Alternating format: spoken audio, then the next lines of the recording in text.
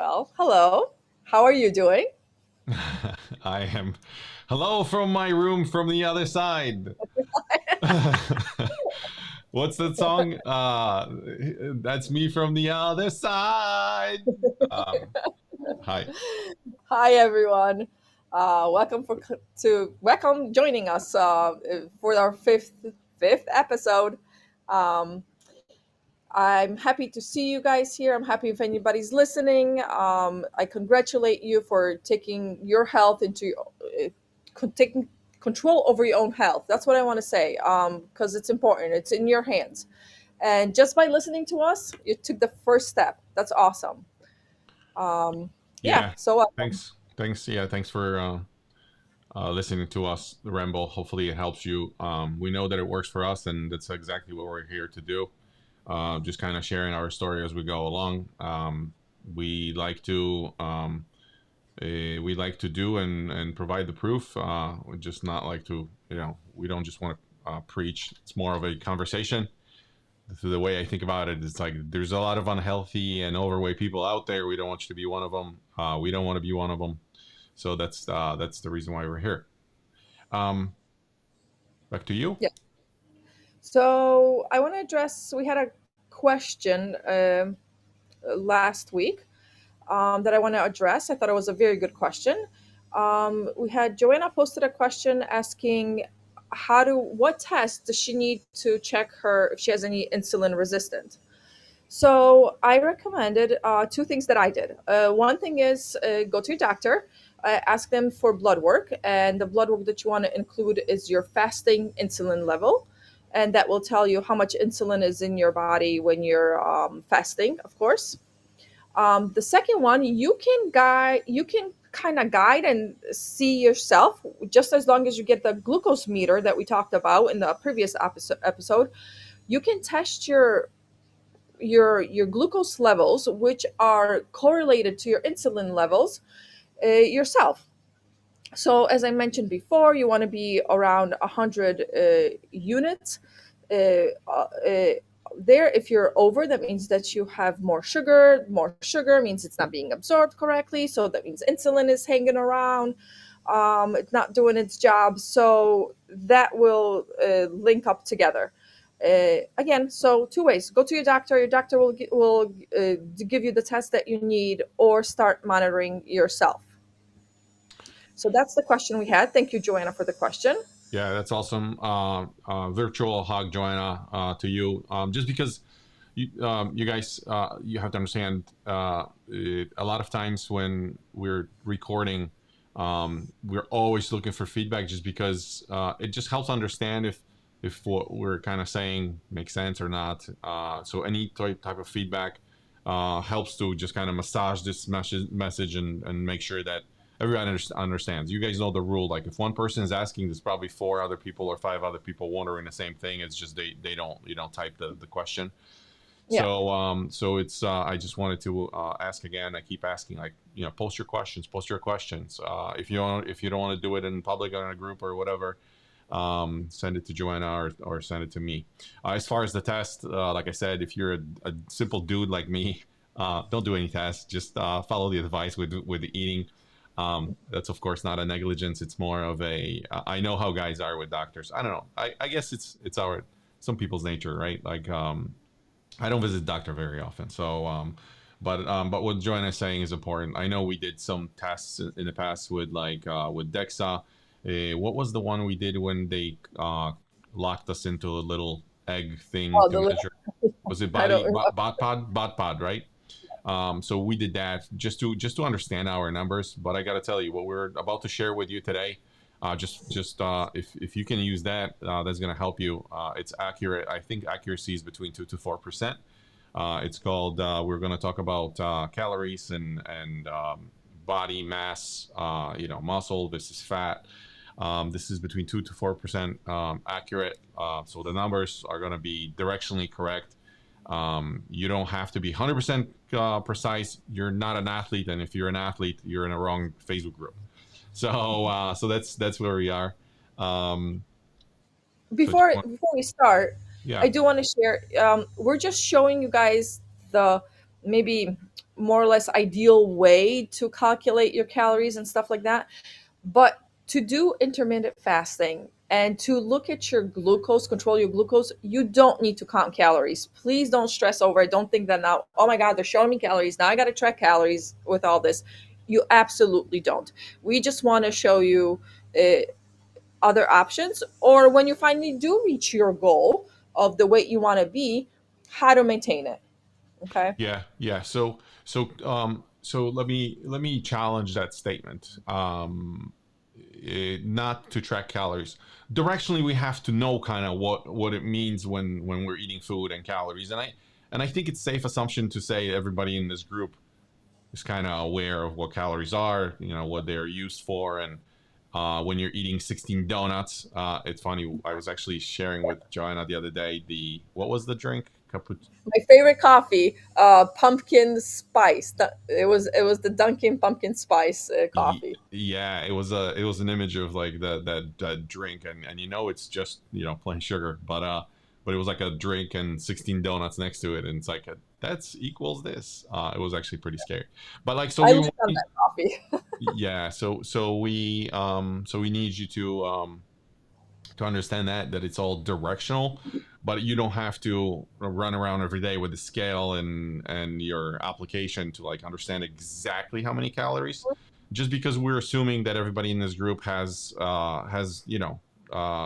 we're not trying to get to a single digit of your fat mass. Like I said, this is not for athletes. This is for anybody that's trying to lose at least 15 pounds and up. You guys know I was in a case where it was like 100 or whatever. Joanna was close to whatever 50 or 60 pounds. So like before Yeah. we get to like single digits and start looking at calorie counting, it's important. But like when you go down, and I'll get to it. I'll explain later what it means. Anything before I start sharing the other screen? No, I think that's it. All right, cool. So let's look at this screen. And here's one thing that I wanted to make clear also. I keep saying like this is not for athletes. This is just for regular average people like me and Joanna. But what's important here is I don't know if you guys can read this.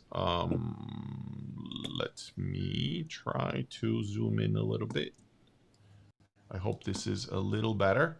But what I really need you guys to understand what we are doing is we have looked at this, and this is I grabbed this from I didn't write fat man or fat woman on this chart, so I just wanted to have that legal disclosure here. This is just something I grabbed from the internet, but I think it kind of helps explain what we're doing. So the green arrow versus the red arrow, right? Typically, when people try to lose weight, they usually set multiple goals. So they say, yeah, I want to lose weight, but I want to be, beefed up and like build a lot of muscle. And it's really kind of hard to do it, to do two things at the same time. I'm not saying it's impossible. You can do it. That's not what we're focusing on. The way when we lose weight, when we're losing weight right now, is we're focusing on simply dropping the weight. We're not building muscle at the same time. So that's very important to understand. So when I'm looking at this chart here, when I let's say my fat is now high and I want to go down to lean, obviously that's where the arrow is pointing here. I'm looking at like lowering my fat percentage, right, of my body. So that's all I'm doing. I'm not building muscle. I'm just going down with my weight. This is another example here is like if I wanted to go from my fat self to a jacked up Martian, I would have to do two things. I would have to lower my fat percentage, and at the same time, I would have to build up. It goes to high muscle. I would have to build my muscle. That's not what I'm doing. That's why the arrow is in red. When you're looking at this picture here, which is kind of the same XY axis, that green arrow is here, and it's basically saying, hey, when I go up, it's increased calories. When I go down, it's decreased calories. When I go to the right, it's increased volume, meaning I eat more. I got more stuff on my plate. And when I go left, it's decreased volume. And again, where do I want to go? I want to go down, same as I was showing on the other chart. So I'm going down and I'm basically decreasing calories, right? So I think that's a good start. And then a lot of times in conversations, when people talk about diets, when they get together, you're gonna find a couple camps of just people comparing diets, because there's always going to be somebody that likes ketogenic diet. There's somebody that likes low carb. There's Atkins lovers. There's meat lovers. Vegetarians. So it's like it's yeah, and again, whenever you hear me, Joanna, saying diet, slap me or something later, because it's just like I said, it's the way of eating. Can we adapt to this way of eating? Because we can do anything crazy for a week or two or three, but when we're talking about long-term changes, it's like when you're replacing your French toast with bacon and sausage and eggs and a veggie. Is that something that you actually see yourself doing forever? Like Yeah. that's really kind of how that's really how we're looking at this. And it's like, okay, when we're replacing something, can you do it? Yes. And again, I'm using French toast as this example, but like you have to understand, our girls, we have two daughters, right, 13 and 11, and both Ola and Kaya are even though we are doing it this way, obviously that's our goal, is to lose weight, so we're on sort of eating the way we're eating. But our girls have toasts, they do have waffles, they do. So as long as it's within limits, I mean, if you're looking at the plate and all they're eating is, let's say, two toasts and two French toasts and two waffles and a cereal on top of it, it's probably something that should be reconsidered, right? So we're not here to say that all carbs or all foods are bad. We're just saying our goal right now, as of today, is to decrease calories. We want to improve the health. We talked about glucose in previous episodes, and that's really where we're going. So once you reach your ideal weight, it's going to be Yeah. a separate conversation, and we can talk about like things that can be introduced, and any type of vices. How can we kind of work them in? We're not asking you to drop everything for forever and just kind of forget about it. Yeah. So I do want to add something, Marcin, to yeah, this, yeah, just because you mentioned our kids. So I do want to tell you guys, our kids see the way that we eat. And I've noticed now more and more during dinner time, where we grab always a vegetable, a protein, and that's basically what we stick with during dinners. Our kids go for the same thing. I can make them potatoes, I can make them rice, but more or less they'll go just for the protein and the veggie, just because we do that. That's what they're used to. So it's a very cool thing to see. Your kids will follow you. Um, yeah. And then that's like with everything else. It's like, think about it. We're kind of locally, when we're kids, we're kind of locally indoctrinated. So we whatever parents do, we automatically follow. And I think a lot of times when us parents, under the umbrella of like, hey, I care about my kid, right, is like we try to give them options. We try to give them as much as we can. We do the same thing, but we are very careful. And sometimes we just do it intuitively. Sometimes I do it. Sometimes Joanna, does it. When she's, it's Saturday morning, she gets up, she's in a good mood. Kids are kind of, I wanted to say, running out of their bedrooms. They're crawling out of their bedrooms. She has a tendency of like asking, hey, what would you like for breakfast? Because everybody's just hyped up. It's Saturday. We're all here. But it's like I very often try to, if I hear that or if I pick up on it, I try to say like, don't give them an option. Like, try. It's okay to give them options sometimes, but obviously, if you're going to ask a kid if they want to eat like a steak and asparagus, this is McDonald's. Like, you have to be serious. Like, of course they're gonna opt in for McDonald's. Like, this is just yeah. So and I know a lot of times we as parents, under this umbrella of caring, we do that. It's like, oh, what would you like to eat? And like, guess where that choice is gonna land, right? They know, them knowing what's available to them.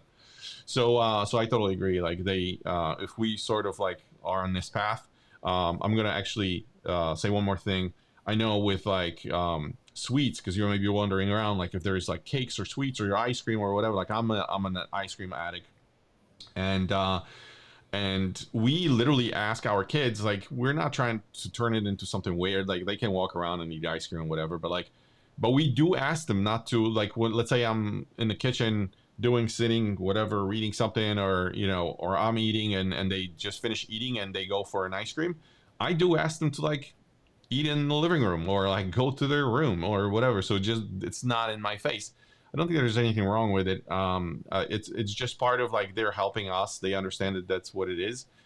It's also part of teaching them that it's like sometimes when we're trying to make a change, it's not the easiest thing. Like it comes at the cost, right? Like it's not going to be sort of the same thing because we expect to like lose weight but live the same life, and it's like that's really not what it is. So our kids, let me tell you, sometimes we keep stuff in our little pantry. They go out there, they grab snacks or whatever, but they try, and it's usually at the very beginning of the journey. So we say, hey, listen, guys, this is going to be a little different. Like, hey, this is what we're asking you to do. That's what they do. And the first 2 3 months, they pretty much follow. So anything else you wanted to add?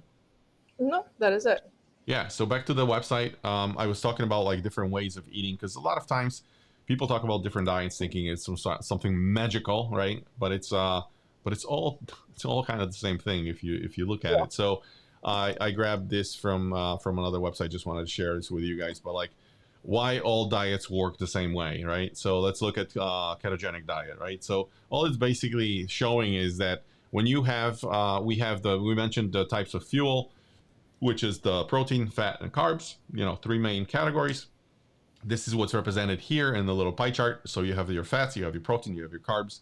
And with ketogenic diet, all you're doing is cutting out carbs, pretty much, right? Because you're focusing on fat and protein, and you do your micros, and that's kind of where you are. On the other hand, when you're doing like a low fat diet or slow carb diet, like you're cutting out fat. So then it's basically just carbs and your proteins.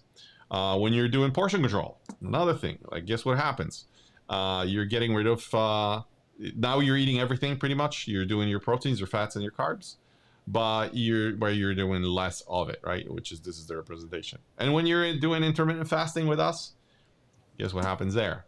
You do have your meals and you have your carbs and proteins and fats, but you're pretty much skipping one meal because what you're gonna notice is if you have your full 2 meals and one or two snacks or three snacks or whatever you're starting with, after a while, after like 2 3 weeks into it, you're gonna be skipping one meal because if you're eating at, let's say, after a while you're eating at 11 o'clock and the second meal at 5 hours later, 4 o'clock, 5 o'clock, 6 o'clock, it's hard to like squeeze another meal. Like you're just gonna, plus your body will feel more adapted, so it'll start tapping into your fat supply.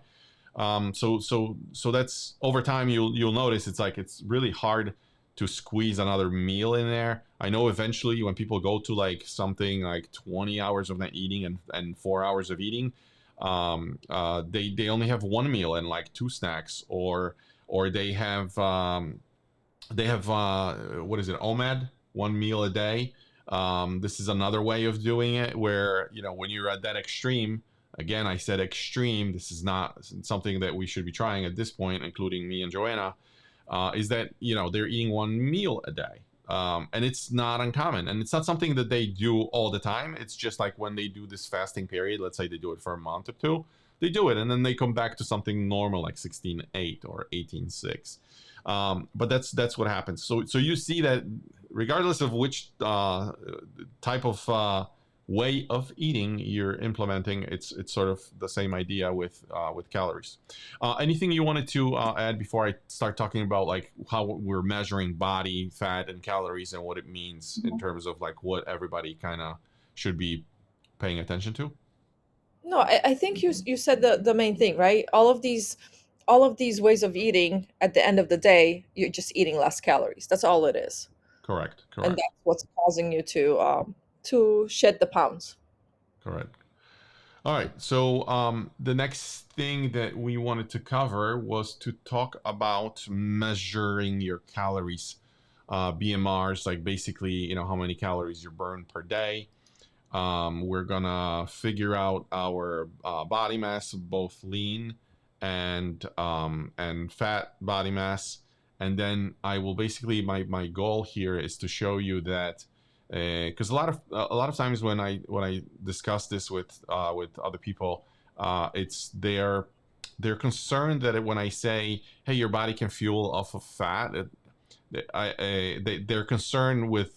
There's one question that I hear constantly, which is, um, it's a misconception that your body will burn not only fat, but it also will burn your muscle. So I just wanted to provide more clarity on this, and let me show you on the screen here. The way I kind of try to organize it was, we're gonna do the measurement. I would grab something like a piece of paper and a pen, and you can do it along. I'm gonna kind of do a fast version. You guys can obviously rewind back and just rewatch it, but try to understand it, and exactly what happens and where I'm going with this, right? So there's 3 steps in measuring our body fat, and then our TDEE. We'll talk about it in terms of what it means later. But you guys are gonna need 2 things. So there's this method of measuring our body fat called Navy. Let me see. I don't want to misspeak. Navy tape measure method. Super simple. So in step number 1, you have your measuring tape. I don't have one on me right now, but you're going for, it's different for guys and it's different for girls. So for guys, they only do 2 measurements, and girls do 3 measurements. On top of the measurements, you're going to need your height. So whatever you need to do, probably the best way is just go against the wall and do some sort of a mark, or use a friend or your husband or your wife, and then measure your height. And then you're going to need on top of it, like I said, guys need 2 measurements. And let me see if I can make it bigger. So for guys, you need your height, you need your measurement of your neck, and this is below your Adam's apple. So you just do measurement here on your neck, you get the value for that, and then you go around your waist. I never knew where my waist was, but it's basically where your belly button is. For women, as you can see, it's your height, it's your neck, same deal, and then you have your waist and your hips. So those are the numbers we need to get going. And then I'm sharing 2 links here to a website, Legion Athletics. We're not associated with them. It's just I was looking for a lot of calculators and the numbers they provide, and I think those are like the best ones that I was able to find. If you have a different one or something that you use, because I know some people are actually measuring their body fat percentages, please share. You can leave a link below. But here's the website. This is the Legion Athletics, the best body fat percentage calculator for men and women. So you will see some field that we need to fill out, and then we're gonna go from that point on, and we're gonna measure the TDEE. So that's gonna be next. But I already have screenshots of what I was doing before. So this is kind of the same information. If you guys are looking at this screen, Joanna, can you see it? Do we need to make it bigger? Is this okay? No, that's okay. That's good. All right, cool. So on this one, first screen, which is this link, I have to choose my gender because, like I said, it's different between male female. For my weight, 257, I'm using myself as an example. Age 48, and then I mark my height, 5'11". I think I'm shrinking. I think I used to be. My license is 6.0, but now with age, I think I get smaller. Neck, 17.5. My abdomen, 47.5. Your body fat is 34.14. So now I know what that is. And then my lean body mass, my muscle, 169, and my fat mass at the bottom here, 87.7. Those numbers are important. Like the body fat, 34, and fat mass, 87. Those are important. Pay attention to those. But once you have those numbers, you're now gonna go to the other place here. We're gonna post the links to those websites just so you guys can see and do it on your own. But basically, it's another form, and you're gonna now start plugging some things in. So basically, at the top again, gender male, weight 257. It's asking for height and my age, And under activity, this is one that there's a drop down here on the website. I can actually do it here. Activity. Normally, like I mentioned in other episodes, that I do some walking, during the day and in the morning and in the evening. So I typically would go and like select 4 to 6 hours of exercise a week. But what you want to do is actually go one level down. So you maybe, a lot of exercise, 7 to 9 hours per week. So always drop one level, right? If you're 4 to 6 like me, go here. And if you're not doing anything, just make sure that you select, the non or little activity. So back to my screen. So this was the activity from the drop down. We're going to be using Catch McCardle BMR formula. I plugged in my 3414, which came from this number here previously. And what this provides me is with the this shows me the total daily energy expenditure, right? So TDEE. I did not know what that was for. So because I always think in terms of like BMR, because BMR I'm thinking like heart muscle, just to kind of keep you alive. But if you would like to know what it is, underneath the calculator, if you scroll down, what is TDEE? This kind of has a breakdown of like BMR 70%, but then you have NEAT and EAT and TEF, and it's like, okay, what are those? Then you just continue scrolling down, and it's gonna have an explanation of like basal metabolic rate when it talks about pumping blood and maintaining brain function, and then you have your thermic effect of food. So this is actually energy that goes into burning the food that you're digesting. And then you have the EAT is the number of calories you burn doing formal exercise. You get the idea. I'm not going to go through all of them, but this is where you can find the explanation. So once we have the numbers here, now we know that in my case, it would be 2640 calories a day that my body needs to maintain where I am. So I'm not gaining weight. I'm not losing weight at that point. If I consume exactly this many calories, my body should sort of be like a flat line. So any questions from you, Joanna? Like, I know you're on the receiving end. Does that make sense? No, it makes sense. All right, cool. So now we arrived at this number, and here is what we need to know. I actually have an article that I'm gonna share in the group because somebody may question like, where did you get this number? But what I'm really after is what this translates into is like 1 pound of your fat, and we know the number from here. Your fat mass is 87.7. 1 pound of fat can provide between 29 to 34 calories of energy per day. So what that helps me do is I can basically kind of land in the middle and say not 29, not 34, but like 30, just so it's easier to calculate. Like I said, we need to be directionally correct, not super precise. So I'm going to take 30, and what I'm going to do is from fat every day, if I didn't eat anything and my body can fuel just off of my fat supply, I take my 87.7 again from that screen before at the beginning, 87.7, and I multiply it times 30. And what that gives me is a new number, which is 2,631 calories from fat alone. So if I didn't eat anything, I need 2,641 calories. My fat can easily supply 2,631.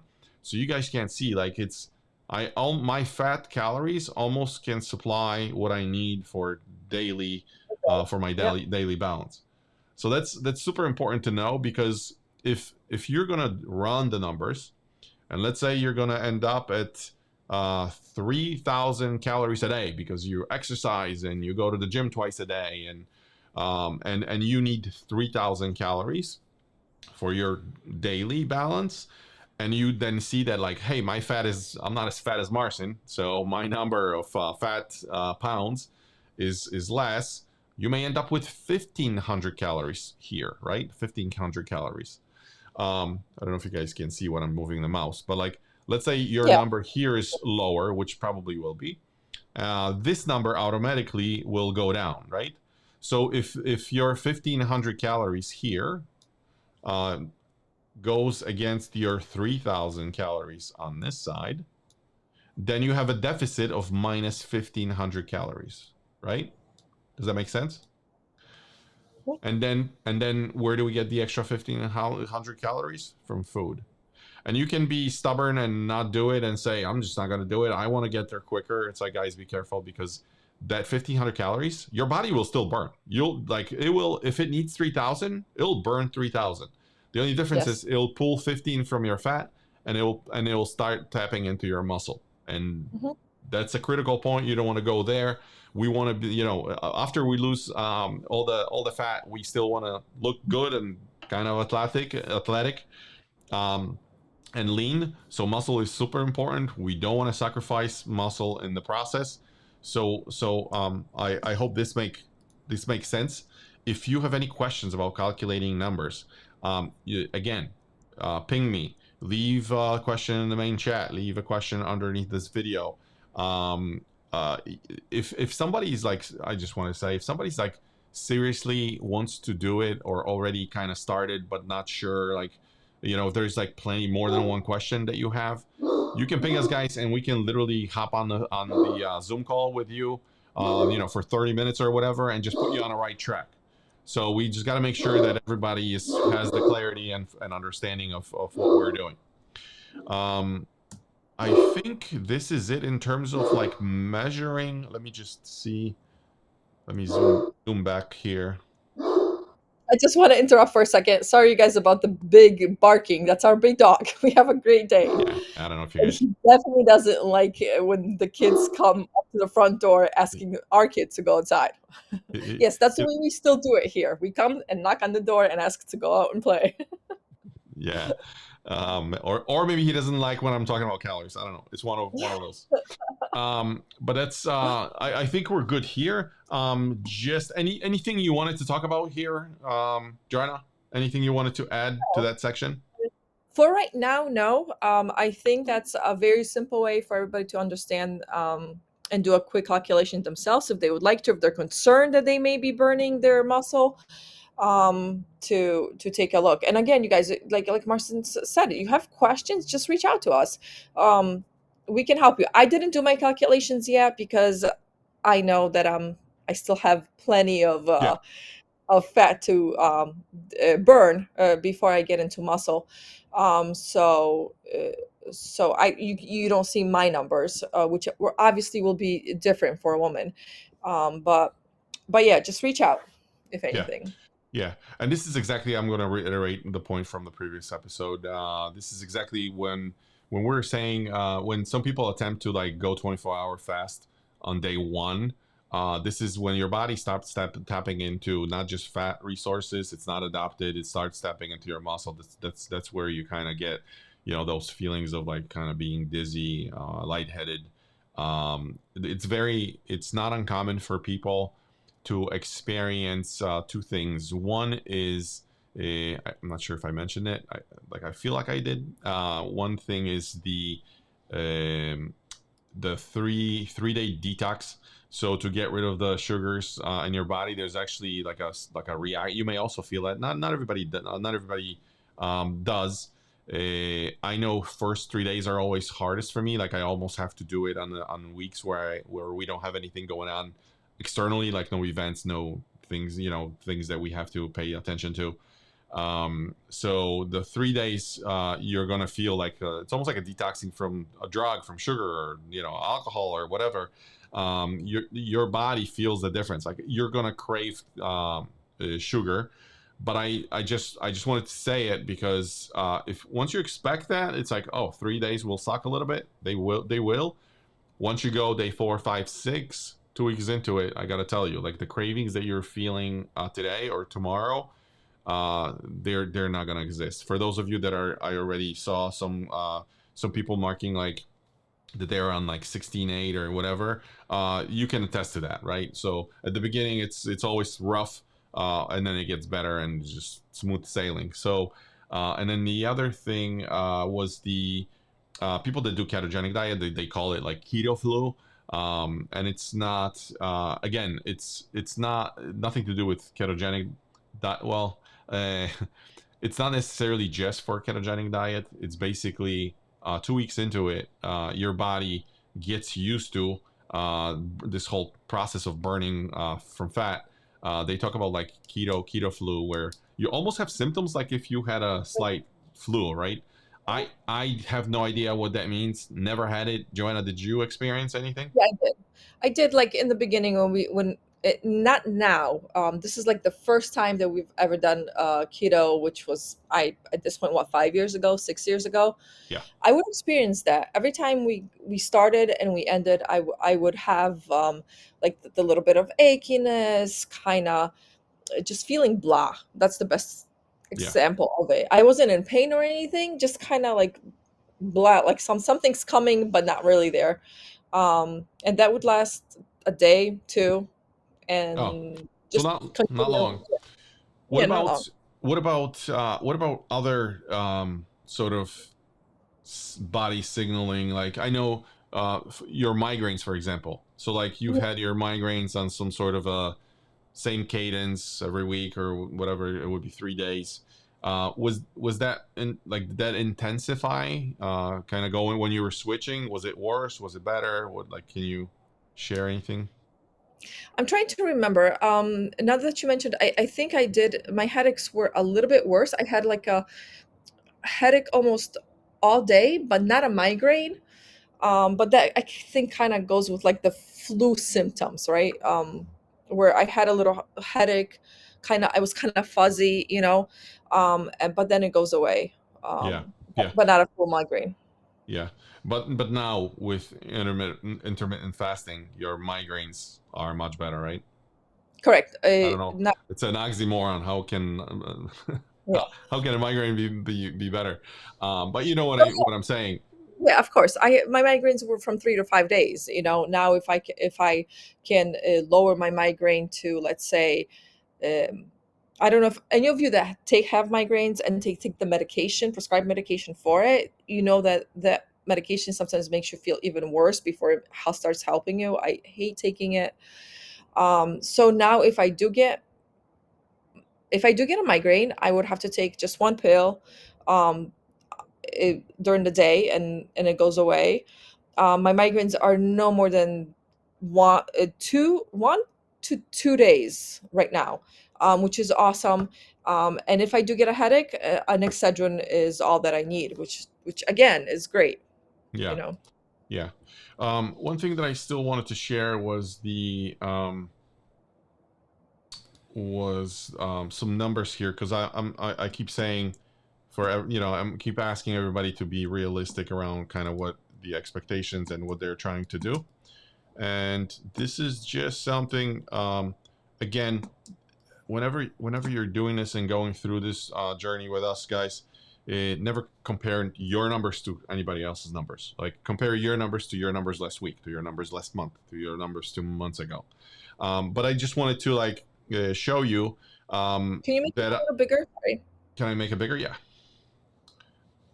Give me 1 second. Is that better? Yeah, I'm 47. I need help here.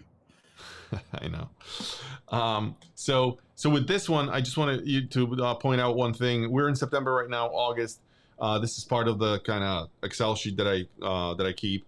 But what it's basically showing, it was like, okay, August. I started the month. It was 275, and my goal by end of the month was 260, and that's all I'm focusing on. Like I don't go crazy. I don't. I just keep my pace and if end of the month if I hit 10 pounds, like that's great. So that's 260. You can see for September right now, my end goal by end of the month is 250. I'm at 250 whatever it was, 6 point something. So but I still have a couple weeks to go, so hopefully we land there. And then next month it's like, okay, October, 240 is the goal, and that's really kind of how I look at it.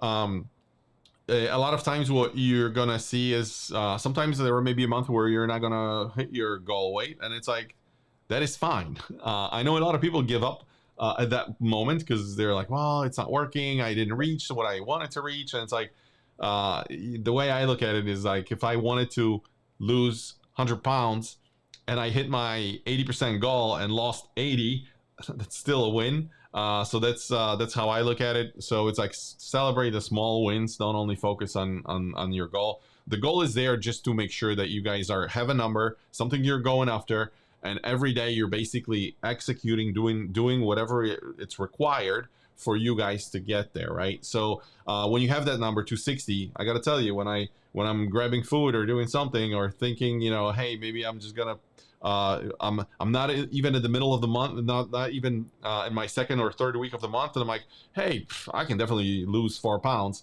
But when I grab for my dessert or my yogurt or whatever, I always have those second thoughts. I'm like, yeah, no, I want to stay again on my target, and it helps. I don't know, helps me. Maybe it'll help you.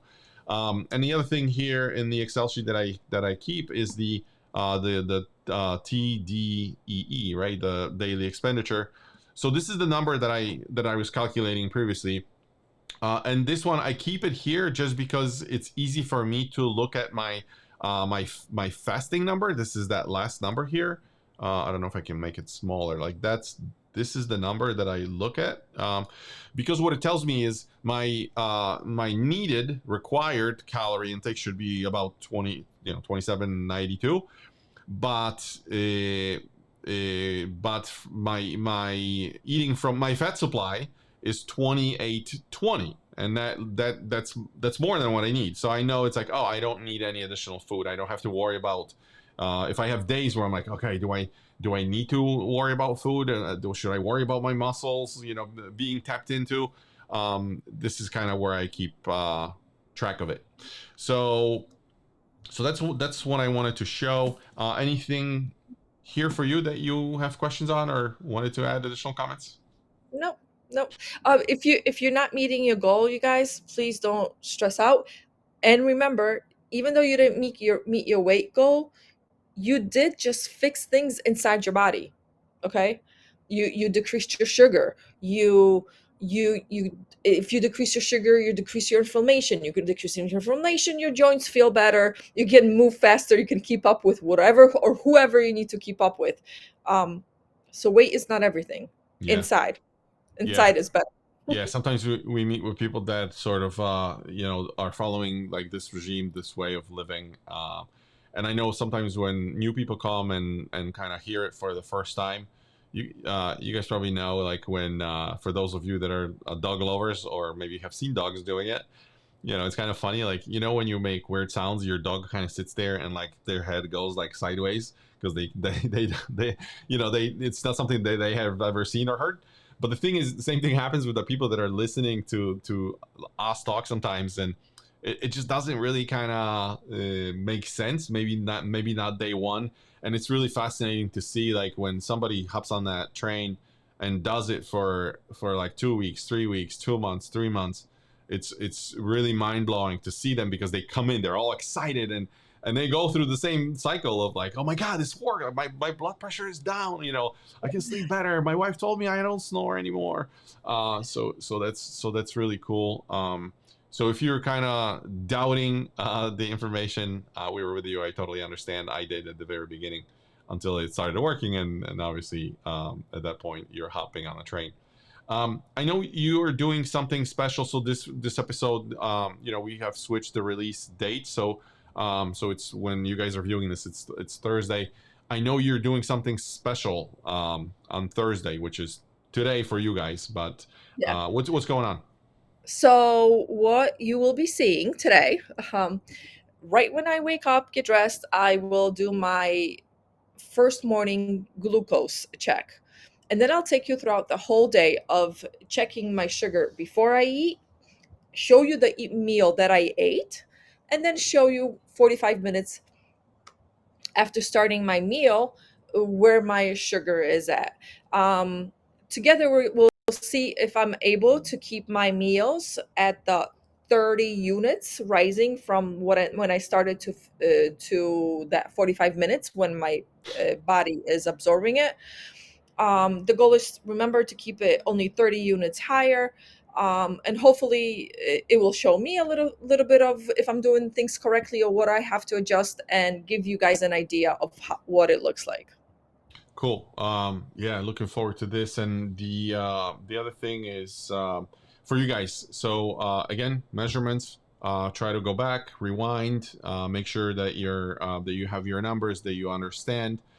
Again, for the 100th time, if you have questions, reach out, leave comments. And if you're doing this with the partner, we always say, like we always advise, do it with somebody. Grab a friend, grab a family member, husband, wife, whoever. It's always easier to do it with somebody else, and get the support. But let us know if you do have questions. And if at any time we may be sharing information, we're not claiming we're doctors. Quite frankly, quite the opposite. We're always saying, hey, work with your doctor, especially for those of you guys that are on medication, or maybe are going through anything that your doctor would need to know about. We're sharing information that's it's information that's also available out there from multiple sources. If we ever make a claim and something's not making sense, or is not true, please let us know, because this is a group exercise. We're hoping that not only you can learn something from what we're doing daily, but also we're hoping that we can learn from you. So if there's any additional information, if there's tools that you have access to, if there's a method or a way or food, or please share, because it's super important. I would like to learn. We love to learn, and so that's really important. Yeah. And one last ask probably is, I know we're sharing a lot. Episode 5. Obviously, we are not charging for this. We're excited to share this with you guys. But if you can share it, if you know a person that can benefit from this type of information, the only ask we're doing is like, hey, please share it. Maybe you can make it available on your profile. Maybe you can send it through Messenger. Our goal is to get the first 100 people, and at which point we're trying to determine whether we're going to lock the group, but most likely, and then we're going to be super picky in terms of who do we bring in, because our goal is really to build this community of people that are committed, that are really after kind of chasing that goal of not only losing the weight, but it's really getting healthier, and understanding how today's food is impacting us. So if you can share it, that would be awesome. We will be thrilled. You know where to find us: Spotify podcasts, Apple Podcasts, and Amazon Music. There's something in the works that I'm super excited about, but I'm not going to share just yet. But that's it for right now. Anything from you, Joanna? No, if you guys do decide to get the glucose meter and you take your fasting glucose measurements, let us know what they are. Share with us. Um, Remember, knowing where you're starting at, you could just get better from there. Yeah, There's yeah. nothing wrong with the numbers you're going to get. Yeah, share your wins, please. So it doesn't only go against like questions, but it's share your wins. If you lost a pound, if you adopted a new meal that you now like, if you're switching from 18 to 17, or please share with us. Actually, it's the other way, right? 17, 18. Yes. If you go from 17 to 18 When you're or switching, from 12 to yeah, 13, don't let us celebrate. Don't celebrate when you're increasing your eating window, or not eating window. Yeah, but when you're adding to your not eating window, when you're switching from 12 to 13, or 13 to 14, 14 to 15, you get the point. Let us know. Share the wins. It's super important, because I got to tell you, it uplifts everybody in the group, not only you. And it's a like a token of appreciation. So that we know also that we're moving here in the right direction. So that's it for me. Anything from you? Are we good? That's it. All right, guys. Have a great Thursday, because this is going to be launched on Thursday. Actually, have a great weekend. See you, everybody. Bye, everyone. Bye.